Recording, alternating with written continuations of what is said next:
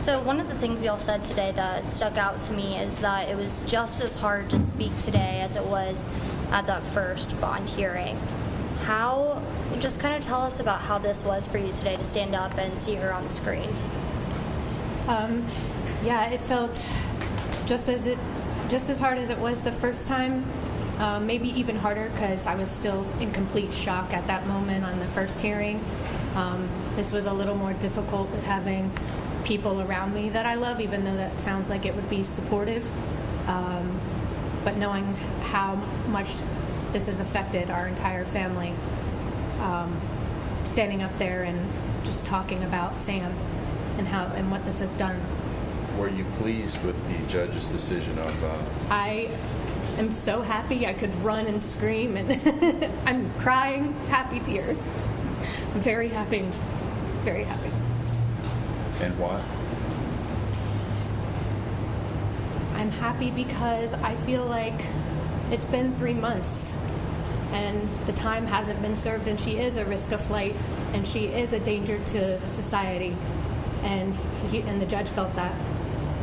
What was that like for you guys to hear from Komorowski's family? I think we were prepared, and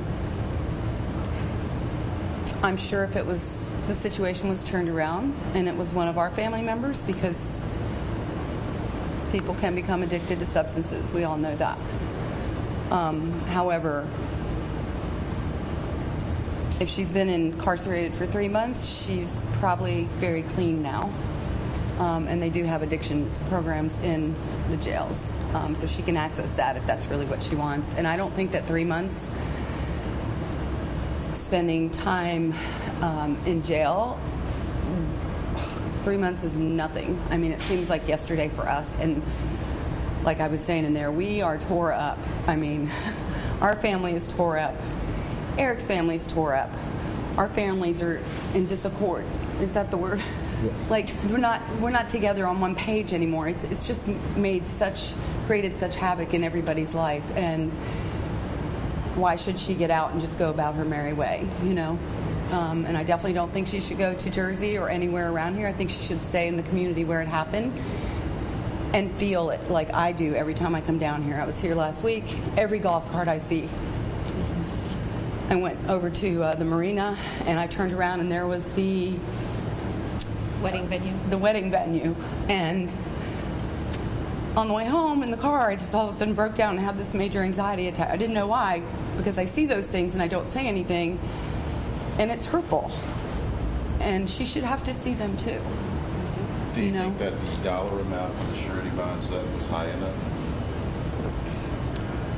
I'll be honest with you, I was so happy of what he said before that I didn't pay attention to the amount. It was $150,000. And I feel like that it kind of pushes us to get this going, and I think that was a very fair outcome. I want to address one more thing here. Yes. Y'all don't have to ask me, but honestly, Samantha's name is Samantha Miller. She got married. She died on her wedding night. I'm sorry, but that is her legal name, and I would appreciate all the media to use her name out of respect for her family. It's no disrespect to the Hutchinsons.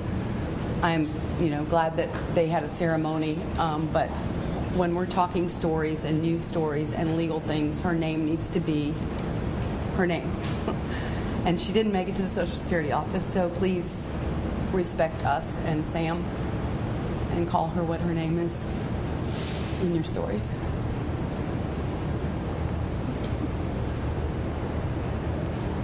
Anything else? One question, because this didn't necessarily come up in the hearing, and we haven't asked you this for a little while now, but can you tell us a little bit about Samantha?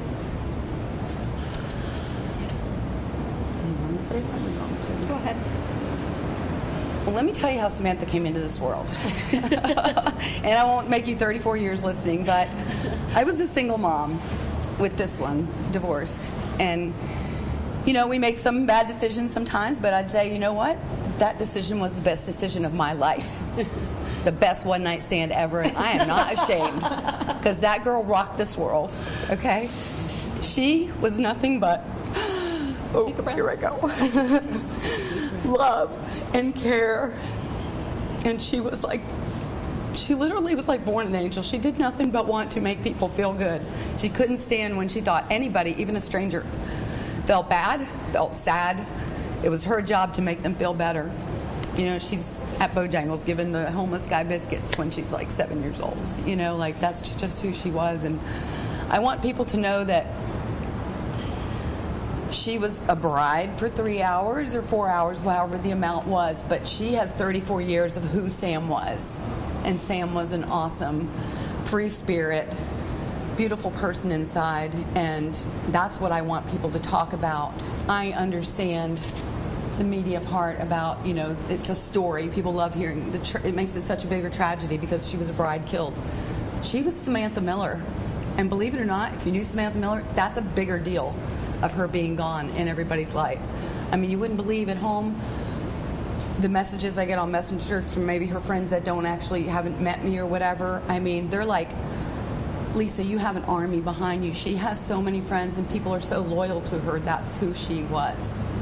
And we're also working on planning a service for her in the near future. We kind of wanted to get through, celebration of her life. We're wanting to get through this step for sure.